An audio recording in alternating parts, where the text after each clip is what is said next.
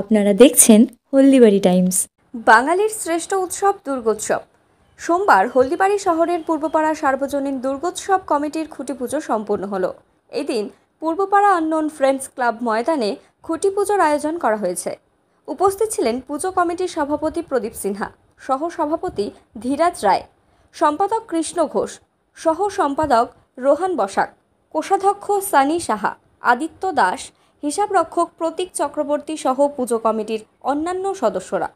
হলদিবাড়ি ব্লকের মধ্যে এটি অন্যতম, তাই প্রতি বছর হলদিবাড়ি ও পার্শ্ববর্তী এলাকা ছাড়াও দূর দূরান্ত থেকে প্রচুর মানুষ এই পুজো দেখতে ভিড় জমান। পুজো কমিটির সভাপতি প্রদীপ সিনহা বলেন, আজ খুঁটি পুজো সম্পূর্ণ হলো। এবছর পুজো ৬৭তম বর্ষে পদার্পণ করলো। এবারে আমাদের পুজোর বাজেট ৬ লক্ষ টাকা। প্যান্ডেল, প্রতিমা ও আলোকসজ্জায় থাকছে চমক। পুজোর কয়েকটা দিন মণ্ডপ প্রাঙ্গণে বিভিন্ন অনুষ্ঠানের আয়োজন করা হবে। আমাদের পূর্বপাড়া সার্বজনীন দুর্গোৎসব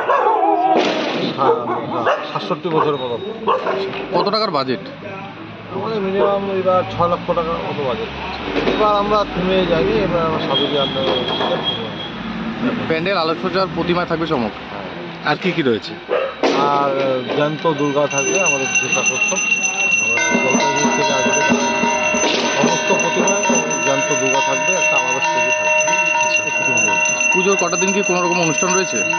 অনুষ্ঠান বলতে আমাদের তো যেমন পুজোর অষ্টমীর দিন আমার গোটা পাড়া থেকে আমরা একসাথে এখানে খিচুড়ি ভোগ খাওয়ানো হয়। আর উদ্বোধনের দিন আমাদের বস্ত্র বিতরণ হবে। প্রতিবারই এবারও আমাদের বস্ত্র বিতরণ থাকবে। আপনার নাম মনে পড়ছে? আমার নাম প্রদীপ সিনহা, আমি সভাপতি হলদিবাড়ি পূর্বপাড়া সার্বজনীন দুর্গোৎসব কমিটি।